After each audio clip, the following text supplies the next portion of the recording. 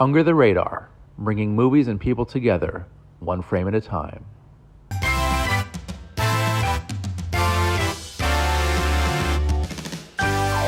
Hey guys, I'm Rain Younger, and this is another episode of Under the Radar, bringing movies and people together, one frame at a time. And right here with me is recurring guest critic and dear friend of mine, Mr. Kevin Mosqueda. Hey, Kevin. Hello, how's it going? Good to see you again. It's been Yes. quite a while. A few months, I'd say. Yeah, but I'm glad you're back. Always happy to have you on the show. Thank you. Happy to be here. And tonight we're going to be discussing a franchise. It's fairly recent. It started 20 years ago. That's when this wonderful thing started. We're going to be talking about the National Treasure franchise, which is comprised of two films and a Disney Plus TV series. And each bit of content is very entertaining. The first film, of course, came out in 2004. It stars the great Nicolas Cage, and it is basically he's like a modern Indiana Jones, a treasure hunter, academic, who basically in the first film, there is an invisible map on the back of the Declaration of Independence. And he's got to steal. He's gonna steal it. And yeah, we go along for the ride, and it's a lot of fun. We've got Sean Bean as the villain. I mean, it's been 20 years. I don't think that's much of a spoiler. No. I'm pretty sure if we looked at the trailers, it would be obvious who the bad guy was. Yeah. And you've got Justin Bartha as Riley Poole, the dopey assistant sidekick, if you were. Oh, great. And also Diane Kruger as the love interest. You also have John Voight as Cage's father in the movie, and Harvey Keitel as the lead FBI agent hot on their tail. And it's a ridiculous movie, obviously, but I thought it was a lot of fun back then. I revisited it fairly recently for this episode, and I think it's even more fun now, isn't it? As I'm a little older. What do you think, Kevin? No, I agree. It's an adventure movie. Yes. I like the comparison to Indiana Jones. I'm gonna say, at least in my opinion, so when it came out around the same time the sequel, Da Vinci Code. Because what I think their secret sauce is that made it different, and to me, this is the way you start, at least that time, a new franchise, instead of having the fifth installment thing existing, is they took something that everybody knew about and said, wait a minute, it might have a different purpose. Okay. And just sucks you in. So you get the heist factor, which everybody loves in the movie. You get the action adventure. And then it's just intriguing, like, ooh, this is the fun way to look at a conspiracy theory. I don't need to think about what people think about the government and aliens and all that. This is a fun way to say there's some secret stuff going on in just our national treasures. It's very creative. I love what the implications that behind all these monuments, all these artifacts from our nation's history, that there are these really special clues with each artifact. It'll lead to a great treasure. It's like it's a very nice story for kids too, actually. It kind of gives them something to shoot for if they have that adventurous spirit, if they want to explore. And this film, it's kind of stupid, but it's a lot of fun. See, I give him a little more credit than stupid. I mean, yeah, you have to suspend disbelief a little bit. Who's going to steal? Maybe not stupid, but it's silly. It's silly. But it works in terms of this Disney did right. Yeah, it hits all the quadrants. It's a family movie. It's a kid movie. Right.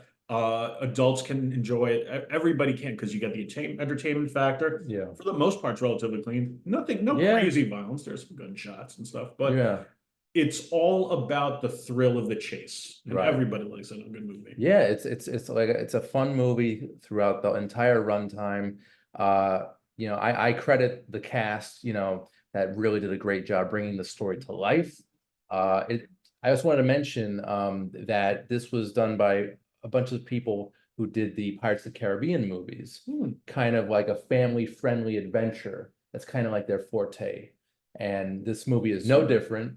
It's got that lovely adventure vibe about it, that family-friendly Disney vibe. And I think what really grounds this movie and centers it is Nicolas Cage. I love Nicolas. I've been following his career since I was a little kid, since the 1990s. And this movie kind of brought him back into the blockbuster spotlight, as it were. Before this, he was kind of doing like, some dramedy, some dramas, independent stuff. But this movie is a big blockbuster, and it kind of brought him back to movie star status. I mean, yeah, I think this is where the four quadrants work, right? You Mm. have Nicolas Cage will get an adult to go and like, oh, what's he up to? I've know Mm. his work, I enjoy it. Right. I think the fun factor, maybe what kids would have enjoyed more, I think is an unsung hero, which is Justin Bartha. Okay. Okay. He is super entertaining. He's the one landing the jokes. Dopey sidekick, I think, is a great way to describe it as Riley Poole. Yes. So much so that he's the one that's been part of every installment, including the streaming. Indeed. And it's when I see this movie, it actually makes me feel sad about just to, I guess, deviate a little bit about the Hangover movies, how you had a great fun actor that just was Right. underutilized. Wasn't they just left him on the roof, or he was just lost on the rooftop of a hotel? He's always the plot device. He's Yeah. always a way for it. So the three guys go and, have their zany adventures. Yeah, I don't really know Bartha aside from this franchise. I'm seeing now that he's done some TV, and I could definitely see that. Yeah, he is very funny in the first one, Mhm. especially. And for me, he came out of nowhere. I've never really seen him before, so I think he was perfect with Nicolas Cage's kind of serious, kind of macho hero. He was a perfect sidekick to that character, so it worked very Oh, well. yeah, definitely. The tech guy, right? Yeah. Everybody needs a tech guy, the guy in the chair. The guy, yes, thank you. Exactly what I thought of when I thought of Riley Poole. Mhm. And with the first National Treasure, you also have actually this is a recurring thread throughout the entire franchise, is the composer Trevor Rabin, who he did the score for the first two films. He scored the TV series as well, and he's just a fantastic composer. He's actually a student of Hans Zimmer's. I can see that. Yeah. And I think his most notable work, aside from National Treasure, of course, is Armageddon. That's a great score, by the way. Okay. Also, Enemy of the State. These are all Jerry Bruckheimer productions, by the way. So he's a big fan of using Zimmer's talents. Well, this is one where I think a composer you can really appreciate, right? You don't necessarily, I mean, I know it happens in some movies where you have maybe one fun scene that's an action scene or a chase scene, Yeah. but this whole movie, all these franchises are about the chase. Right. You could chanceably have random pop songs. It may take you out of it. Yeah. This is one where they went the score route, and every song only enhanced the tension, Yeah. the excitement, or the action, or all three, depending on the scene. Yeah. Raven is a fantastic scorer, especially of action set pieces. He also does fantastic themes. Like the theme for Ben Gates here is great. When they introduce Ben in the first movie, when they show him in the 70s as a kid, being taught like a history lesson by Christopher Plummer, then he like lowers his head and raises it, and the music, just the theme just bursts out when you see Nicolas Cage for the first time. So that was one of my favorite moments in the entire franchise. The sequel, for me, it kind of fell flat. It was 3 years later. It's 2007, and it didn't seem like there was anything new, except this time he was going to kidnap the president of the United States. Like, it was just like kind of a retread. I think it was a retread, and they moved away what I thought was fun. So what I mean by that is, I think the secret sauce that made it different than an Indiana Jones, but how the vibe was exactly that, or even Indy does it to an extent, or Da Vinci Code is, like I said before, it's something we, as a people, we always knew about. Everybody knows the Declaration of Independence as an object. People know what the Holy Grail was. People all, like, if we're gonna go the Indiana Jones route, now we're saying there's a different use to it. Right. This one, it's, hey, these are locations, and there's something fun or secret behind it. I just couldn't get behind it as much. Yeah. The Book of Secrets. But this is where it goes back to. I think Nicolas Cage and then Justin Bartha, like, they still have a great rapport. Yes. They kept it going. We gave Jon Voight, a classic actor, a lot more time. Even Helen Mirren decides to show up in this movie. Right. With a great American. I thought she was fantastic in this, actually. She really brought a lot of class to the proceedings. I'm gonna say Helen Mirren is one of those that she's a great actress and she can carry a movie. Yeah. But if you get a Helen Mirren in almost a supporting or close to cameo type role, she Right. knows what to do with that little bit of Yeah. time and she'll steal it. Well, I wanted to see more of her actually. I thought she was fantastic. Voight was okay. I sort of believed him as Cage's father. I don't know. Well, his character is supposed to be he's kind of a crotchety old man. Yeah. He can do it. I mean, he is the last person who wants to be roped into this scenario, Yeah. especially in the first one. And the second one too. He doesn't want to he doesn't want to see his ex-wife. So it's a very precarious situation for him, as well as our main cast. But listen, not every sequel is great. Yeah. It wasn't a bad one, it's just not as good. Right. But the thing that keeps people wanting to see more of this franchise was that little tidbit they did at the end, page 47. Mhm. What's in the book? Okay. What is this thing that the president wants Nicolas Cage to look for and discover and go Right. on another adventure? Yeah. We all know that's going to be the premise for 3 if it ever happens. Right. But you can't leave such a little tidbit like that unexplored. Right. Well, there's a lot of loose ends that, but I do love I love the fact that there are, codes and puzzles to all these monuments, all these really important artifacts in our history. It's pretty cool. It's very creative actually. And again, it's good for the whole family. I think kids will learn a lot from it. It's a history lesson, revisiting the movies. No, I learned a little bit of American history from these movies actually. And I mean, they've tweaked a few things, so you got to cherry pick. Well, yeah, but like the basic stuff. Listen, the fact that there are 2 Statue of Liberties surprised me. Right. That was a good one. Yeah, and I do love the fact that they filmed on location in different countries. That was pretty cool too. With the second movie though, we did get a pretty good, if not a little underdeveloped villain. I would have loved to see more of Ed Harris's character actually, because I love Ed Harris. He's one of my favorite actors. And it's funny that he was also in another Bruckheimer movie with Cage, a little movie from 1996 called The Rock. And that's actually one of my favorite action movies, but it was good to see Harris and Cage share the screen again. Agree. I think this is where maybe it was either felt rushed or the adult in me wants to see more development. Yeah. You love a villain that thinks that they're in the right. Ed Harris basically is pushing for this because his family name is slandered. They're in the wrong side of history.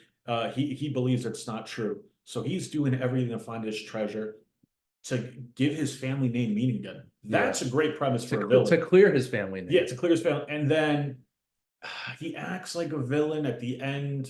He kind of gets redeemed, but it's so rushed that for an actor like that, I needed more. And not from him, from the story. Give him something more to work. It was, and again, with people like Mirren as well, they're very underdeveloped. I wanted more from both of these actors because they're fantastic. They've been around a while.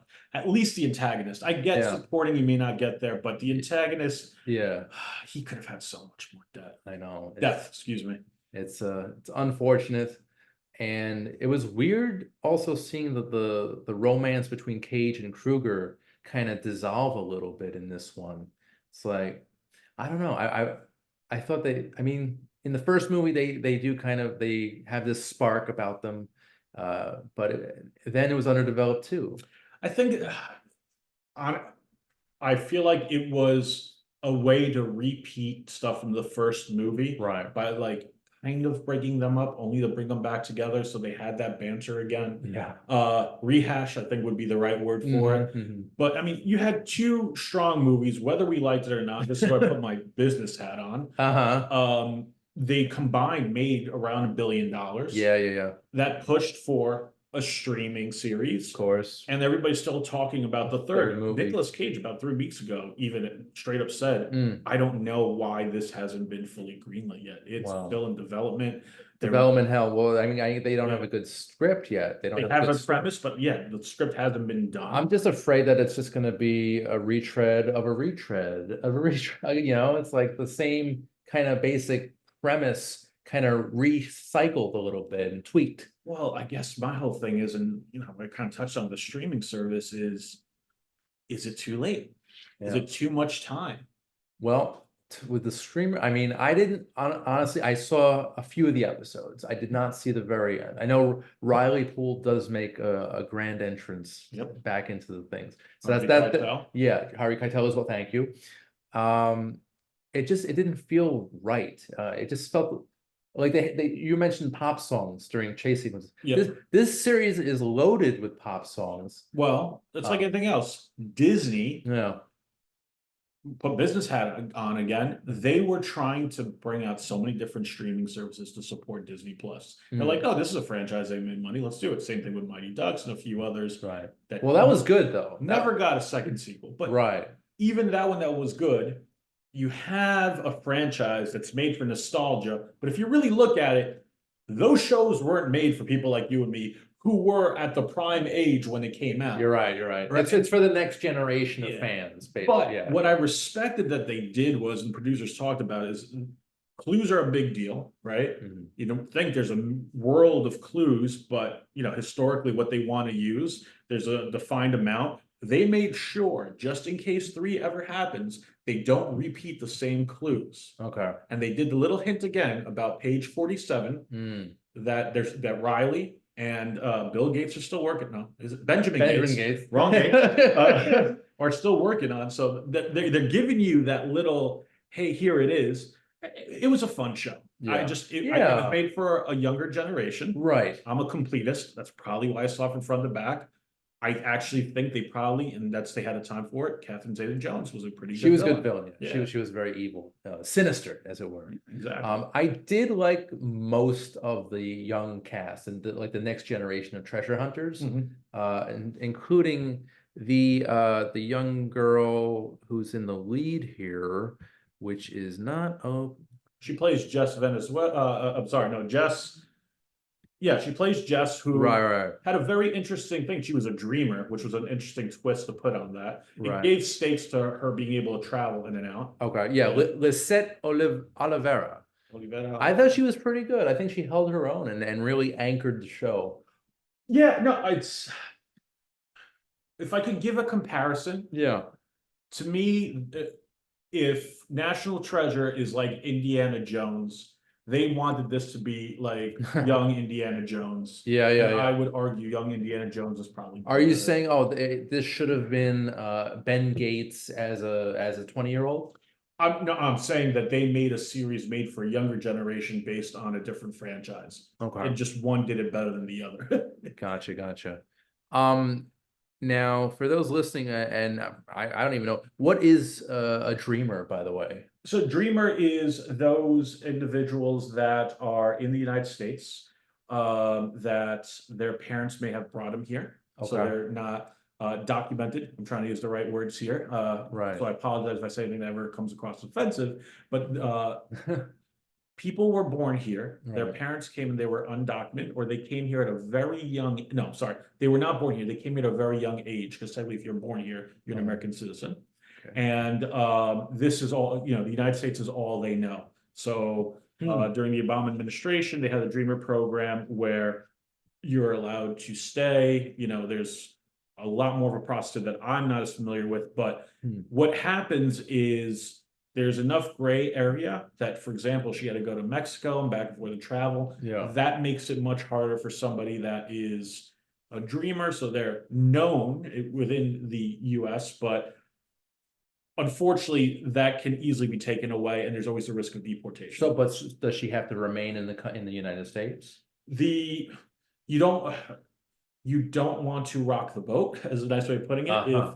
If they have a reason, I believe deportation is always a risk. Wow. So the fact that she's in this treasure hunt, Right. she might be going to Mexico. So risky. She might be, she's already a suspect with the FBI. Right. There's stakes to everything. Right. Which was a nice layer that I haven't seen in any of the series before. Gotcha. Yeah. That's a precarious situation, I'd say. But she, the actress does a very good job portraying this character.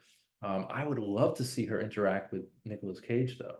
Well, I think they were hinting at that may happen, but No season 2, so there you go. I mean, yeah. So I did not see the final episode. How did it feel? Did it feel like they're leaning towards more installments or even a film? What do you think? They hinted, at least for the streaming service, which is smart to go do, but hey, we have another adventure. Whether Yeah. or not we ever see it's a different story. Yeah. It all goes back to page 47. The Right. president said, I'll, do me this favor when you're done with your quest and tell me what's on page 47. And all we know, it's a page and a number. So that's all we know, and it's insinuating that there is much more to, hopefully much more to the story. Oh yeah, definitely. Yeah. Oh, I love it. So yeah, back to one of my complaints about the series, Edge of History. I mean, you got a young cast, a couple of them though, not the greatest actors. I think it's just like it looks like a Gap commercial to me, the whole thing. It's just like pretty faces, running around trying to find the treasure. There's not a lot of development. There's not a lot of intelligence, really. It's funny you say that. I read a review which compared this to like an old CW show. Yeah. Which I could, yeah. Now that you say that, Definitely. you've agreed. I wish I remember that writer, but yeah, I know they made that Yeah. comparison. Actually, I got a question for you. It's a little on topic, but off topic. Yes, sir. What do you consider a franchise? Wow. Because there's a movie, there's a sequel, there's a trilogy. Some people say a franchise has to be 4. But this has a lot of meat on the bone. It does. I mean, for me, a franchise is a movie or a TV show that is basically very expansive world where there's a lot of potential for expansion of great stories, great characters. The first National Treasure, it is full of that. But I think they should have stopped at the second movie. I think that would have been a nice capper. A franchise is basically content that can go to the next level and be as exciting as the original. Like the Alien franchise. I think Alien is fantastic. Aliens is great too, but Alien 3, not so Alien vs. Predator? No, God. Well, that's what we're getting at. Now it gets a lot tougher. They made something. Yeah. It's if you get into territory, then you've lost me. So most franchises are horrible. Then eventually they all get into territory. Pretty much, which is I'm a little nervous about the future of Ghostbusters because 1, 2, and Afterlife are fantastic. I don't know, Frozen Empire. It looks good, but can they really sustain that momentum? Well, the fact that you've omitted a Ghostbusters movie when you were listing them proves the risk. Yeah. "Quote unquote Ghostbusters," right? Yes. Yeah. So I saw what you did there. Yeah. Everyone, I'm in the majority with that one. Well, Sony agrees with you. Right? Don't they do the box sets and purposely don't have that as part of it? That's a good point too. I also wanted to talk about another Disney Plus series that basically is a sequel to a classic movie. Not that National Treasure is a classic, but Disney Plus did Willow last year, or it was the year before. Anyway, it was atrocious, and it was an insult to the original film. They pulled it. It's not even streaming anymore. Oh, really? Not at all. They pulled like a Warner Brothers, a Max one, where like nobody ever needs to see this again. Maybe we could get a tax write-off. Yeah, that did not last on there. That's why I was so nervous and scared going into Edge of History, because I thought it was going to fall into the same trap as Willow, but it was a little bit better than the Willow series, thankfully.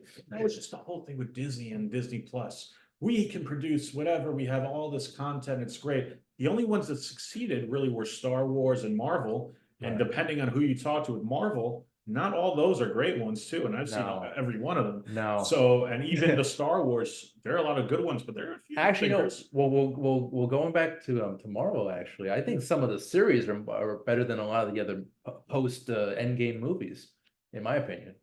But that might be a different discussion for a different episode. What I'm getting at though is the Edge of History had its back against the wall, just like a Willow, just like Mighty Ducks, was a Game Changer, where there was good, but was there enough to sustain it for a whole series? Was it rushed? Should we keep it on there? Yeah.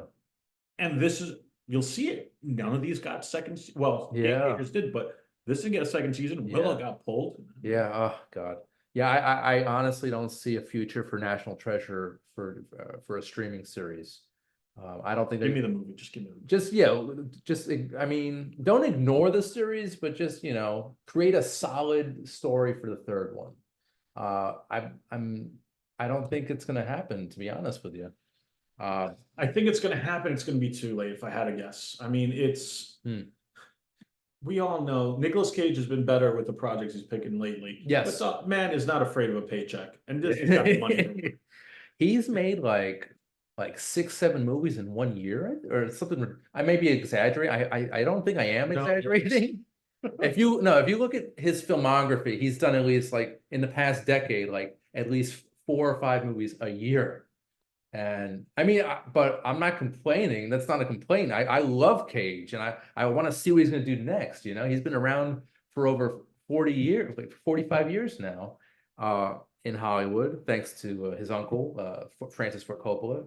Well, I think he can. But no, he stands on his own laurels. You're right. But I'm just saying, it's like he was like kind of ushered into this industry, and he's been popular since the early '80s, and it's great.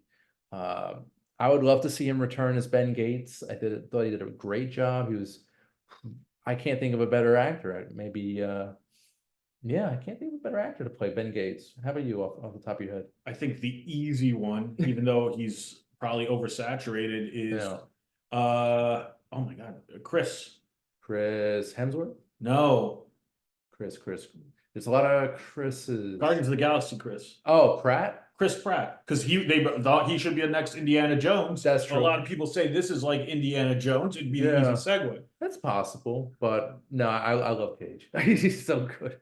No, if I looked into a crystal ball, we'll get the movie eventually, and everybody's gonna say it was too late. I hope it's not gonna be like in 20 years though, and be kind of like one of those legacy sequels where it just, you know what I mean? Like a reboot. If it premiered in 2004. We're in 2024. That's a good point. You know what I meant. We're already there. 20 years from now. I don't know. I mean, Cage will be 80. So nobody's gonna want to see that movie. Yeah, I mean, I might. I would pay to see that. Cage can do no wrongs. Well, maybe. Well, yeah. There's some movies where he might even admit he did wrong. Yeah, but I am excited to see what he's gonna do next. Was a sneak peek into the future, a future episode of Under the Radar. He did a great movie that we're going to be reviewing called Dream Scenario, where I believe it's released by A24 Films, and it is a quirky like fantasy dramedy where he plays this average Joe who starts to appear in people's dreams. And nobody knows how or why, and Cage's character becomes this celebrity overnight, and it's actually very interesting. The premise seems perfect for him. Oh yeah, definitely. But Cage in the past 5 years, I think Mandy in 2018, that was basically the movie that ushered him into this like renaissance of like very offbeat films, daring, I might say. And he did another movie a couple years ago called Pig, where he basically plays a truffle hunter with the aid of a pig. The pig gets stolen, so basically the whole movie he's trying to recover his lost truffle pig. And it's a moneymaker. I'd look for that pig too. Truffles aren't cheap. There you go. So that's just an example of the roles he picks roles very carefully. Well, not carefully because he does a lot of movies, but he picks smart, good projects. Fun for him. Because my favorite of the recent past is the one with him and Pedro Pascal. Oh, where it was very meta. Yes, that was it's like a crazy. I'm blanking on the verb, but like of something talent. Yeah, the one about him. Yeah. No, but I want to find out. Yeah, the enormous weight of immense talent. Something to that effect. Yeah. I just call it the Pedro Pascal movie because it has such a long title. It's the same thing with Keaton, his Birdman movie. I don't know all Oh the rest of yeah, it. I love that stuff when they do it. Those meta dramedies. Yeah, the unbearable weight of massive talent. Oh, I could watch that movie anytime. Honestly, though, I was expecting a lot more. My favorite scene, though, of course, was when they're in that room of all the artifacts from his filmography, and I think he comes across the nerve gas pellets from Mm. The Rock, and I don't know, I geeked out on that scene. Yeah, no, we could do a whole episode on that because for me it Yeah. has to be when they're both high as a kite. Yeah, and the face-off references are great. Yeah, we reviewed that when it came out in 2022. So yeah, that's a good one. All right. So I think we are almost out of time. And Kevin, I know you don't have any plugs, right? No, but thanks for calling me out. Yeah. Nothing at all? Nothing coming down the pike? Nothing to share with the general public right All now. right. No. Fair enough. Fair enough. Thought I'd squeeze it out of you. But as for me, my standard plugs, if you want to see new episodes of Under the Radar, the video version, it's on Manhattan Neighborhood Network every Monday at 11 a.m. Eastern, 8 a.m. Pacific. Also, you're listening to this right now on Sirius XM. It's through actually Slam Radio, and new episodes are every Thursday night, 8 p.m. Eastern, 5 p.m. Pacific. And also feel free to subscribe to the Under the Radar YouTube channel and share and spread the love, please. So I want to thank Kevin Mascara. Thank you so much tonight. Yeah, this was a good episode as usual. Anytime I get to talk about Nicolas Cage with a good friend, it's a lovely evening. I just wish I could do a good Nicolas Cage impression. It's well, it's all in the throat here. You got to go very, very deep down and you bring it out. Yeah. But yeah, it was a great show, and I'm very grateful to everyone listening and watching. I'm Randy Unger. This has been Under the Radar, bringing movies and people together, one frame at a time. We'll see you next time. Take care. Under the Radar is brought to you by Magnitude Jewelry. Add a 2 to match your attitude. Patent pending interchange genuine gemstone and crystal EMF protection jewelry. For more information, please visit magnitudejewelry.com/gemgirl or call 718-268-6634.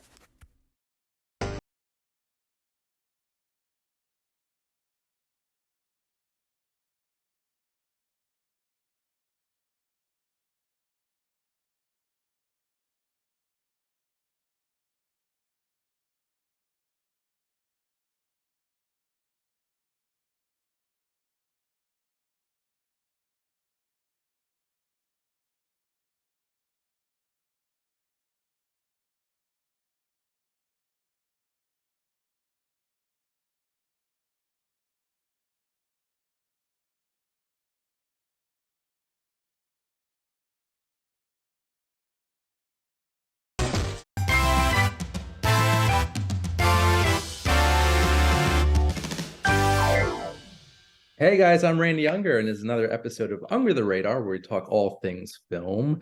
And I have with me tonight a very special guest. We have filmmaker, actress, and acting coach, Miss Michelle Danner. Hey, Michelle, how's it going? Hey, how are you? Pretty good. I'm good. Thank you for taking the time today. Thank you for having me. I saw The Runner. I saw Miranda's Victim, and they're both great films. And I just want to comment, you really like to make your characters suffer. But in a good way, actually. It's very powerful, very profound performances in both films. With Miranda's Victim, what made you want to shed a light on such a harrowing story? Well, the project was offered to me. It came to me on a Sunday night, and I remember normally I just don't answer emails on Sunday night, but I immediately looked at this. I said, oh my God, this is great. This is a great story. And what? It had never been told. The Miranda Roberts story was never told. So I was immediately intrigued, fascinated, did more research, called back, set up meetings, flew to meet people, was passionate, had lots of vision for what it could be. And yeah, the rest is history. It came together fairly quickly. I had also a vision about the kind of cast that I wanted Right. to play these parts. Mhm. And a lot of the time I got my first choice. Sometimes I didn't because actors were not available. But it worked out. We had a phenomenal shooting. Right. We shot in New Jersey. We shot the movie on film as opposed to HD. We had Mhm. these fantastic locations like a police station of the 60s, a courtroom, a courthouse of the 60s, which actually got torn down right after we finished shooting. Oh, wow. Uh, Huh. and yeah, it just, sometimes in life it's so interesting when you look back at your life on projects or the things that fall into place easily. And there's always a meant to be Mhm. feel about it. This is just meant to be. And then some things that are just heavy lifting that you have to struggle. Right. But although this was a lot of work, I wouldn't call it a heavy lifting, and I would not call it a struggle. Just, of course, a lot of intense, passionate work. And it definitely shows. You definitely have a great touch when it comes to directing. All of the elements are in place in this film. It was just a really, even the subject matter wasn't pleasant, but the film itself was pleasant. It was just a nice, easy watch, and I want to commend you on that. Thank you. Well, I was just very geared into telling a story about having courage to Hmm. stand up for justice. So that was my focus. Okay. And I know, like for instance, that big scene that we had, that rough scene of the rape in the movie. Um, people walked away from the set. Everybody was upset. And I understood why they were upset. Right. Uh, I was just focused on something that was, more uplifting. So I know that the subject matter was tough, Right. but I was just focused on a feel that I wanted. Um, and that particular scene, that was the last day of our shoot, and we Hmm. were very close to the beach, Right. and we finished shooting at 5:30 in the morning, and the sun started to turn colors, and it was very apocalyptic. We were all like there Hmm. after it's a wrap, crying and hugging, and we. It's so interesting what happens when you make a movie. There's a Right. certain group of people that come together for a certain period of time, Hmm. and you share something that is very intense, Right. spiritual, meaningful. And it's a bond that is created. Sometimes you continue the bond for years on end. And sometimes, it's the end of that moment with those people. But Now, I would have I would have done the rape scene in the beginning just to get it out of the way, personally. But it you know, didn't work out that way. yeah. We were bound to schedules, to locations. We had a movie theater that only was available those days, Hmm. a courthouse that was being torn down, a police station that was also being torn down. So we had, it's always like that. Yeah, Right. I'd like to shoot a movie, in a different way, and certainly in continuity chronologically, but Yeah. linear, but it doesn't happen that way. Yeah. Well, you piece it together beautifully. Um, I definitely want to talk about the cast here. I mean, you've got a who's who, a real ensemble here. Abigail Breslin, Luke Wilson, Andy Garcia, Donald Sutherland, Ryan Felipe, uh, Kyle MacLachlan. These are just big names. I'm just curious, what was it like wrangling all this talent? Was that a difficult process? No, no, no, no. Donald Sutherland was, when he said yes, that really meant something so important. He was my favorite actor. He reminded me of my father, his whole career. So I thought my father, who's no longer here, passed away. I thought my father had that was the hand of God, directing this. And then Enrique Murciano, a wonderful actor that plays Cooley, Mhm. happened to be a student of mine from a very long time ago, one of my very first students. And I always, I cast him in my first movie, his first movie, How to Go Out on a Date in Queens. And I've always contacted his agent every single time that I've done a movie. And Mhm. every time he's been busy, he's worked on Without a Trace and Bloodline and all these great, movies and series. So Right. he's never available because he's so talented. So finally, this time I said, well, wait a minute, I'm just going to call him. And he made himself available. He found a way. He wasn't available for another month, but he found a way. and he came to play with us. And Andy Garcia also came to play with us. Fabulous, incredible actor, as we all know. Abigail Breslin, I sent her the script, and I remember having a lot of other actors that we were considering, of course, when you're casting. And then, and I just had a voice inside of me that, I mean, I'll always remember, I'm just going to talk about this voice that said, stop screwing around, just cast a real actress. Okay. And I sent her the script. She read it the day after. We got together the day after, had coffee, connected in a very deep way, and the rest is history. Yeah, I can't believe this is the same little girl from Signs. How she has matured and blossomed as this lovely young actress is amazing. I am curious, though, what other actresses were considered? Nobody that I'm going to mention their name, okay. But not, you know what it is? She's somebody who was like 17, 18. Okay. But Abigail Breslin is 18. She looks really young. No, I think she's in her 20s. Her 20s. Yeah. But I let go of that. And it was good that I trusted my instinct.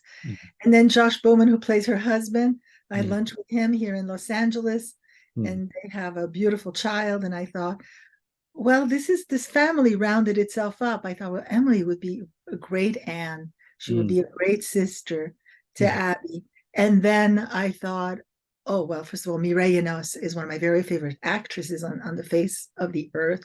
I saw her on Broadway in Who's Afraid of Virginia Woolf. She played Honey, and she was nominated for a Tony Award. And then I love that series, The Killing, with Brent Sexton, who also came to do this movie. Okay. Ryan Felipe, I've always admired him, and Luke Wilson. And so this all, it was just all came together. Yeah, you did a great job here. I can't praise this movie enough. What was it like on set? What was there? Was there camaraderie? What was the morale? Incredible, an incredible camaraderie. I mean, I'm friends with the wonderful Dan Laurie. I used to go see him perform in New York, off Broadway, on Broadway in Lombardy, watch the Wonder Years, and he came out to do the doctor. Right. I certainly watched Nolan Gold grow up in front of us in Modern Family, and he came and played the love interest of Trish, before that event happened. And Lola loved Taryn Manning's acting. She's wonderful. And she, also gave her heart, as everybody did. Everybody understood that this was an important story that needed to be told. Not every story necessarily needs to be told, but it's okay. Some stories are told for fun. Some stories are told because, they're important. This one falls in that category. But everybody felt, and there was a lot of camaraderie. I can't say the word, friendships. People got together. Our wonderful producer, writer, George Colbert, who came up with the idea of this. What happened to the victim? He is the one that went to research it. He has a beautiful house, and he hosted brunches and parties and dinners. And so the cast felt a bond. Nice. Everybody was happy to be there. And they, they just had a great experience, and I had a great experience working with them. I love hearing that. Really do. And it's really surprising to me that this story is so powerful, so impactful, that it's never been really told before in such a way. So, it's really great that you're shining a light on this really important historical event. Yes, I mean, in my last movie, The Runner, I did have a scene where it says you have the right to remain silent. Anything that you say will be used against you. I mean, I never questioned it. I never questioned it. Never. Right. So interesting to think the things that you don't question in life. Right. Until they offered me this movie, and I was like, oh yeah, the Miranda rights. How did that come about? And there you go. The rest is history. Yeah. So what would you like audiences to take away from this film? That it's so important, even though it can be difficult and scary, to keep finding the courage to speak the truth, to speak out, to seek justice for you or for someone else. So this is a movie about personal justice, about justice in the judicial system, which sometimes prevails and sometimes doesn't. Civil rights, liberties, and karmic justice. You know, that there is something that is interesting. Even if somebody doesn't get their due somewhere, you know, if somebody gets convicted, for instance, and they don't end up doing all the years that they're supposed to do because the crime was so bad, that life, you know, has a way sometimes. What is it that they say? Karma is, if I can swear on your podcast, karma's a bitch. Right. So, That should you be know, the tagline. it gets you. And so I like the full circle of this idea of finding justice. That's awesome. I love it. It's great. Let's switch gears a bit. I know aside from filmmaking, you are an accomplished acting coach. Talk a little bit about your school and what you hope young actors hope to get from that program. Well, you know, I had 20 meetings. I meet with all my students regularly and that are enrolled in a conservatory program, which is the Michel Danner Acting Studio, the Los Angeles Acting Conservatory. And everybody is so happy with the faculty, their teachers, you know, that really want to be there and give something of themselves to this younger generation. I'm very, I don't know what's the word, I don't know, proud that this school is helping so many people and giving a foundation to this younger generation to go out and really do good work, tell meaningful stories. So yeah, I mean, you know, people when they really want to express themselves artistically in that way, they long to find community. They long to find a family that, you know, they can exchange creative energy with. And I think that that's very much happening at the school. We are premiering Miranda's Victim, the opening night at the Santa Barbara International Film Festival, which is, you know, just a great honor. And the whole entire, you know, our student body and our faculty are coming up to Santa Barbara to support, walk the red carpet. And to the Arlington Theater. So it's a big theater. So I'm really excited. I think it's good for them to see, you know, the level of the work that I believe in. One of my very favorite movies is Whiplash. I have shown it to my children a few years ago when it came out, and we have had the conversation about the pursuit of excellence. And another theme that runs, you know, through me and that I share, and yesterday was a lot of my subjects of my conversations with students, was this idea that you have to keep being in a place that feels uncomfortable in order to grow as an artist. That's the only way. And I can very clearly tell you that today has been an uncomfortable day because we're trying to get the last visual effects and the last song in the movie and hopefully this interview is not part of that uncomfortable. No, this is like a moment I can just breathe and be myself. Okay. Tell you what I believe in. And so it's okay. I have to keep reminding myself. Didn't you just say yesterday that it's good to be uncomfortable? Well, there you have it. You're very uncomfortable. That's not, you should make a movie about that, about an artist trying to get the message out, but all the obstacles that come your way. But yeah.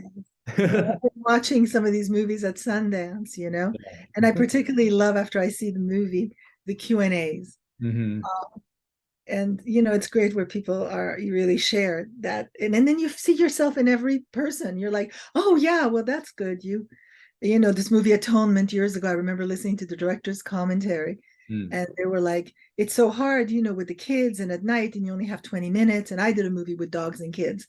And I was like, oh yeah, well, yes, it's hard for everybody. It's hard whether you have, you know, $40 million or, you know, $200,000. Right. Now I'm just curious, how often do you cast your students? Is that quite often? Yeah, that's an easy transition. Quite often. It's an easy transition if they fit the part. I don't just cast them for the sake of casting them. There's several students of mine that are playing parts in, and teachers that teach at our school that are playing parts in Miranda's Victim. And also in The Runner.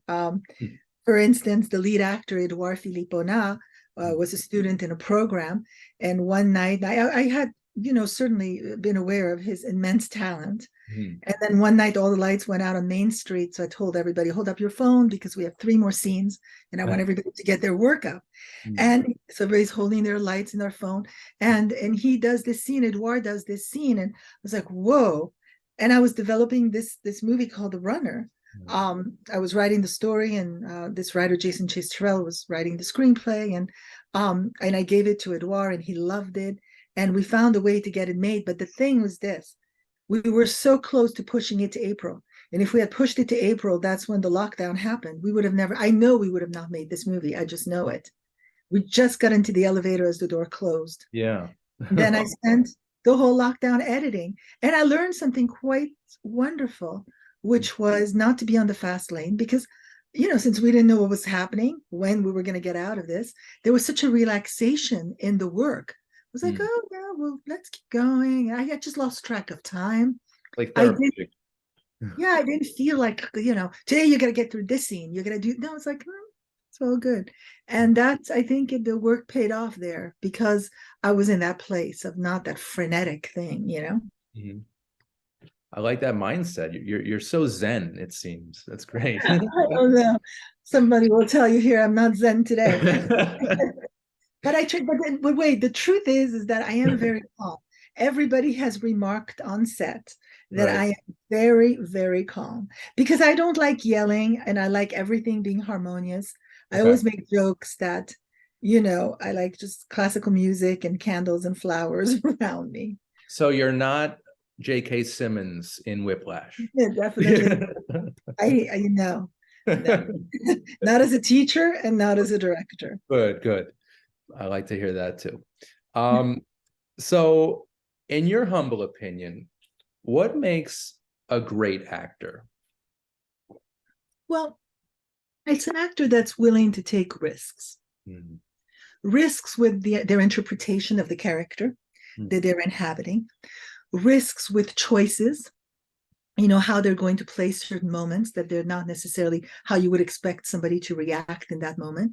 But because you inhabited that character so deeply that you understand, something that is just not, that is a little off kilter. I remember Glenn Close once said, I think about how my characters walk in and disturb the air. And I love that idea of thinking like that, to disturb the air. But it's a risk taker. I think a great actor, there's a lot of really good actors. There's a lot of great actors. There's a lot of actors that are just, I always say we all have the list. Right. Meryl Streep is not on the list. And when I say that, everybody goes, what? I'm like, no, she's above the list. She defines the list. And so does Daniel Day-Lewis. Right. I mean, it's that kind of acting. And then some people could say, well, I don't have a favorite actor, but I have a favorite performance. Because sometimes it's that marriage of the actor and the character that comes together. And they just bring it something that is, spiritual. So if you find that spiritual connection with the character that you're playing, to me, that's great acting. As a matter of fact, I start a masterclass that I teach called the Golden Box with those 3 questions. What is great acting? What is a great acting moment? And what is a great actor? So that's how I start that class. Well, I think I want to take that class. Actually, that sounds good.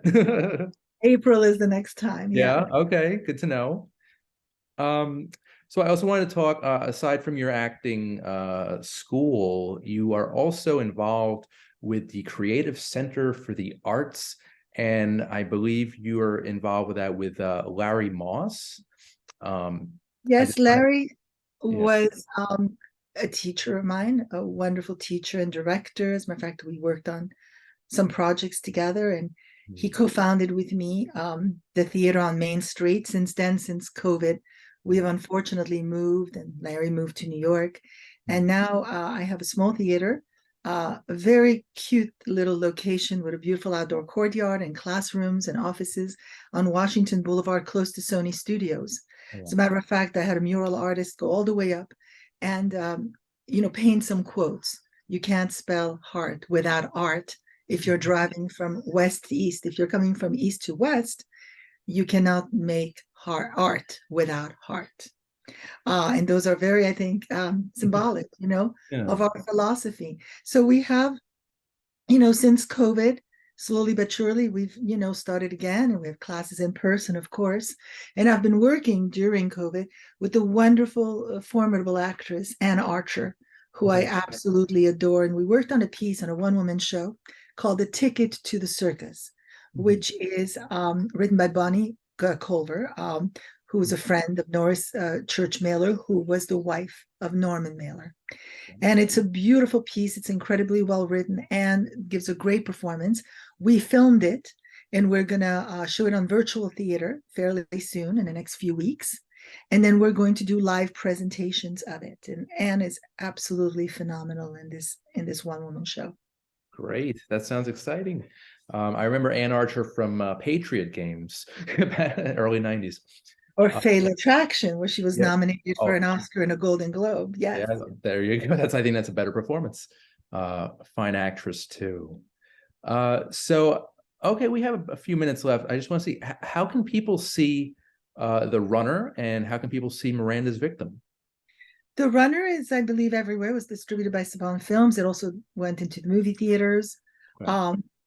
So that they can see it, you just on Apple, on Amazon, everywhere, all the different platforms. It was on demand for a long time. Miranda's Victim is, working to finalize with a distributor.